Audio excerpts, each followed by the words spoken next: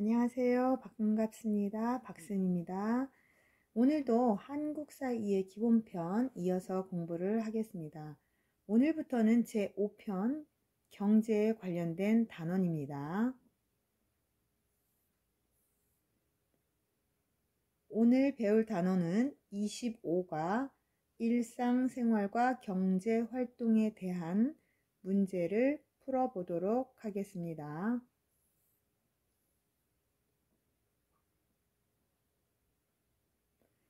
1번 보기에 가, 나에 들어갈 용어로 적절한 것은 용어, 낱말, 단어 이런 거겠죠. 읽겠습니다. 경제활동이란 사람이 살아가는데 필요한 가와 나를 만들어 사고 팔며 사용하는 모든 활동을 말한다.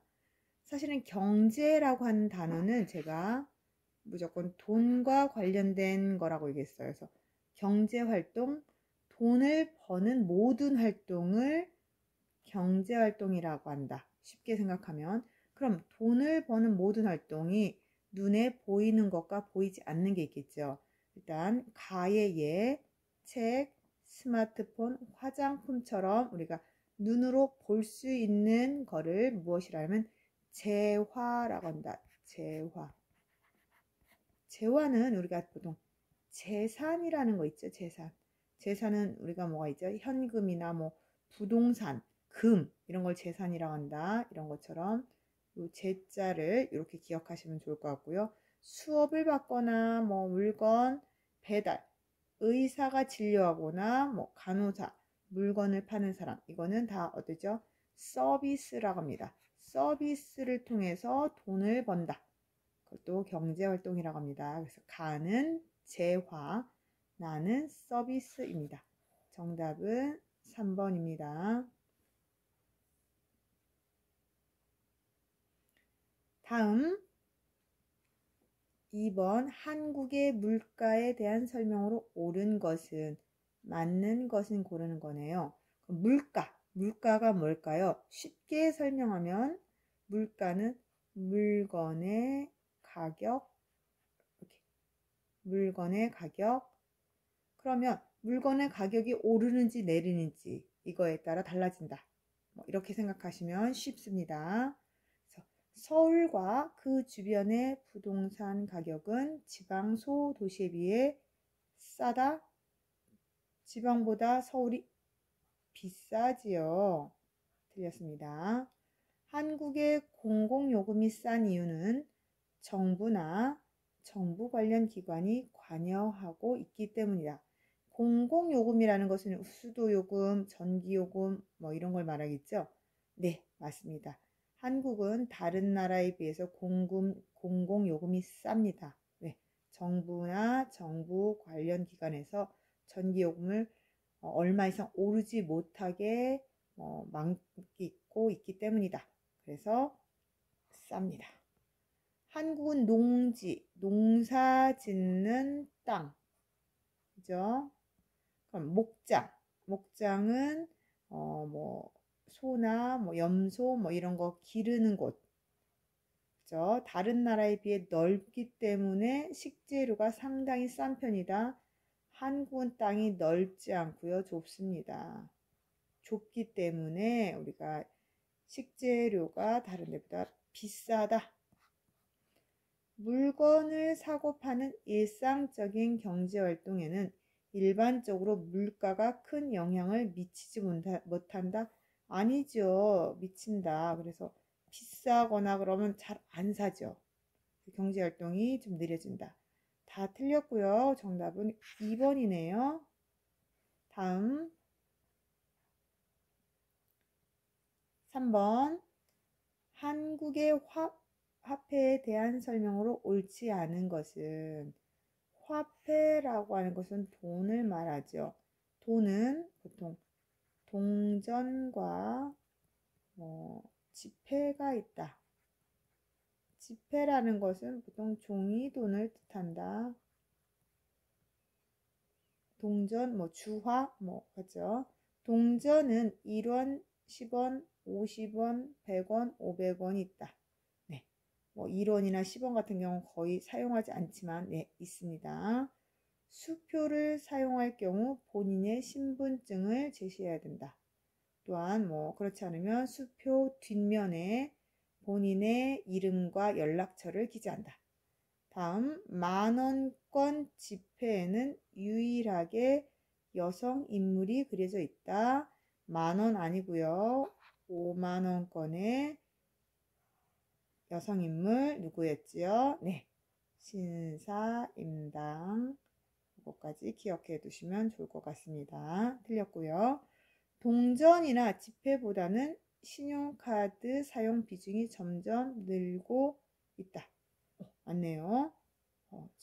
그럼 옳지 않은 거 고르는 거네요. 그럼 정답은 3번입니다.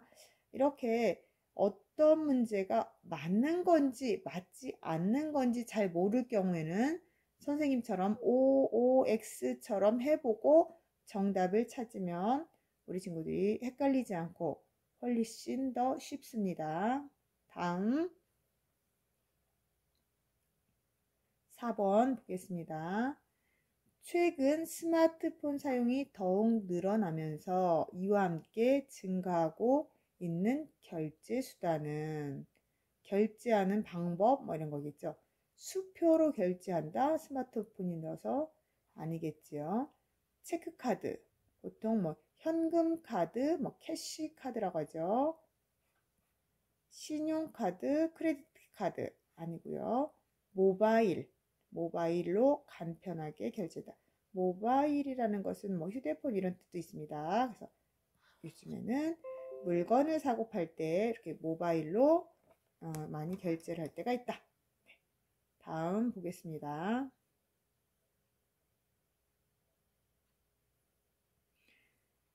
다음 빈칸에 들어간 알맞은 말로 가장 적절한 것은 맞는 것 찾네요.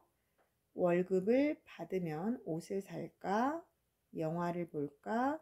저축을 한다면 얼마를 할까? 등과 같이 어디에 어떻게 사용하는 것이 좋을지 결정해야 한다.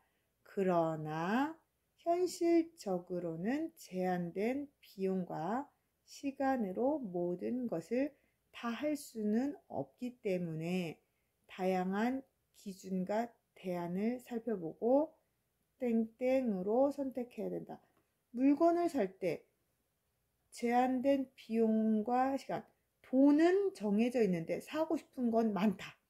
그럴 때는 어떻게 선택하는 게 좋을까요? 1번, 즉흥적으로. 그럼 즉흥적이 뭘까요? 그 자리에서 바로 본인이 기분에 따라 바로 미는 거예요. 그럼 뭔가 사고 싶으면 바로 산다? 그럼 안 좋겠죠. 주관적이라는 것은 자신의 생각이나 관점, 내 생각, 그럼 주관적이라는 거에 반대를 알아보면 좀 쉽겠죠. 객관적. 주관적은 개인의 생각, 객관적은 여러 사람 생각. 이렇게 보고요. 독립적. 난 독립해서 혼자 살아. 독자적으로 혼자 생활하고 활동하는 거 독립적 아니겠죠. 그럼 합리적. 그렇지. 여기 정답은 합리적 선택.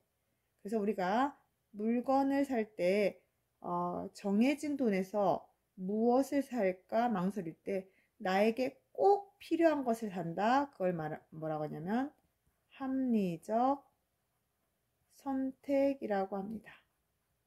합리적이다. 바른 선택. 다음 보겠습니다. 다음 중 바람직한 경제활동으로 옳은 것은 맞는 거네요. 무조건 가격이 싼 것을 구입한다. 가격이 싼 것을 구입하는 건 당연히 좋죠. 근데 무조건 싼 거는 좋지 않죠. 꼭 필요하거나 싸고 좋으면 사지만 싼 게 다 좋은 건 아니다. 2번, 사고 싶은 물건을 발견하면 바로 구입한다. 아까처럼 즉흥적이다. 안 되죠. 바로 사고 싶다. 이걸 뭐라고 하죠? 우리가 바로 물건을 사는 경우가 좀 있죠. 이런 경우는 아니다. 좀 고민을 해보고 사야 된다. 바로 구입하는 경우는 우리가 보통 충동적, 즉흥적 비슷한 말입니다. 네. 다음 3번. 비슷한 가격이라면 자신에게 가장 가치가 있는 것을 구입한다. 가치가 있다, 중요하다 이런 뜻입니다. 네, 맞죠? 다음 상품에 대한 설명이나 정보는 자세히 읽어보지 않아도 된다. 아니요. 읽어봐야 된다. 그래서 아닙니다. 그러면 틀리고 옳은 것은 정답은 3번이네요. 네. 이렇게 해서 25과 일상생활과 경제활동에 대한 문제를 모두 풀었습니다. 오늘도 수고하셨습니다.